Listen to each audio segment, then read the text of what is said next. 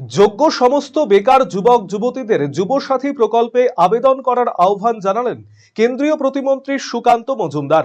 সোমবার বালুরঘাটে সাংবাদিকদের বলেন, এই রাজ্যে শিক্ষিত বেকারদের কি অবস্থা তা এই প্রকল্পের মধ্য দিয়ে প্রকাশ পেল। তাই যোগ্য সমস্ত বেকারদের আবেদন করা উচিত এই প্রকল্পে, কারণ এই টাকা আমার আপনার করের টাকা।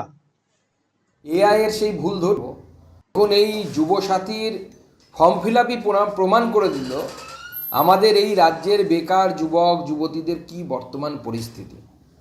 এবং সেই জন্য আমি বেকার যুবক যুবতীদেরকে বলবো, সবাই যুবসাথীতে অ্যাপ্লাই করুন, কারণ এই টাকা মমতা বন্দ্যোপাধ্যায়ের পৈতৃক সম্পত্তি নয়, আমার আপনার ট্যাক্সের টাকাই এই মমতা বন্দ্যোপাধ্যায় টাকা দিচ্ছেন।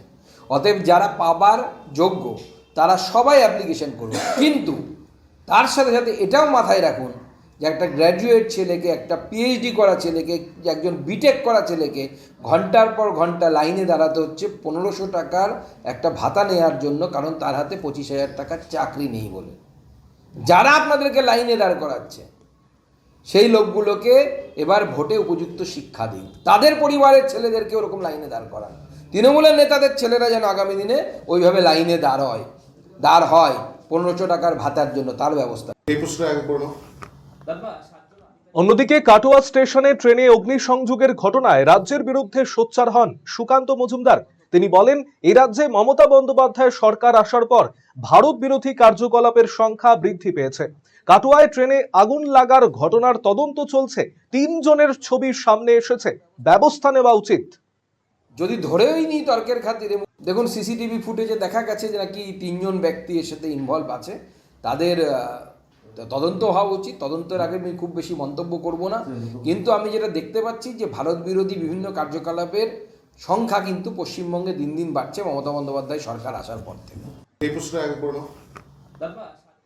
অন্যদিকে রাজ্যে ফের আসছেন কেন্দ্রীয় স্বরাষ্ট্রমন্ত্রী অমিত শাহ। এদিন সুকান্ত মজুমদার বলেন, দীর্ঘদিন ধরে মায়াপুরে আসার ইচ্ছে অমিত শাহের। এর আগে আসার কথা থাকলেও পরে তা বাতিল হয়।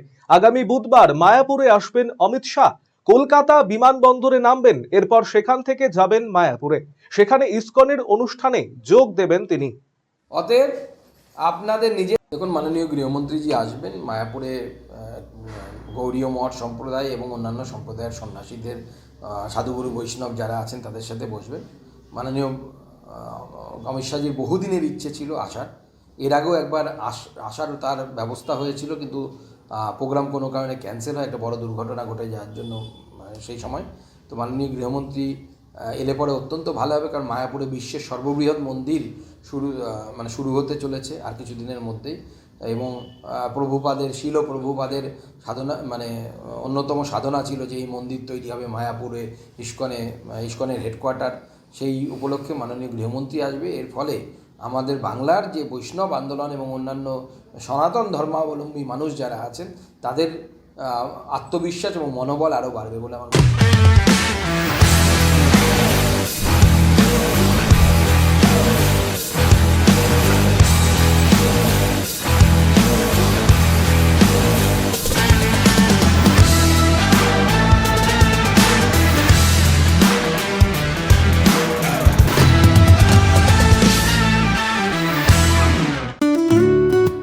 সুগন্ধি বাসমতি ভাতের মাঝে নানান উপকরণ, স্বাস্থ্যকর পরিষ্কার পরিচ্ছন্ন পরিবেশে তৈরি ম্যারিনেট করা মশলাদার মাটন এবং চিকেন বিরিয়ানি খেতে আপনাকে আসতেই হবে রায়গঞ্জের কলকাতা বিরিয়ানি দাদা বৌদিতে। শহরের সেরা মানের বিরিয়ানি খাদ্য রসিকদের তৃপ্তি মেটাতে হাজির দাদা বৌদি। রায়গঞ্জের প্রাণকেন্দ্র মোহনবাটি এলাকায় রায়গঞ্জ জেলা আদালতের প্রবেশদ্বারের কাছে সুস্বাদু মুখরোচক স্বাদে গন্ধে অতুলনীয় বিরিয়ানি পেয়ে যাবেন সারাদিন। তাই রায়গঞ্জ শহরে বিরিয়ানির এখন সেরা ঠিকানা কলকাতা বিরিয়ানি দাদা বৌদি। কলকাতা বিরিয়ানি দাদা বৌদি, মোহনবাটি, রায়গঞ্জ, উত্তর দিনাজপুর। Phone number 6204774768।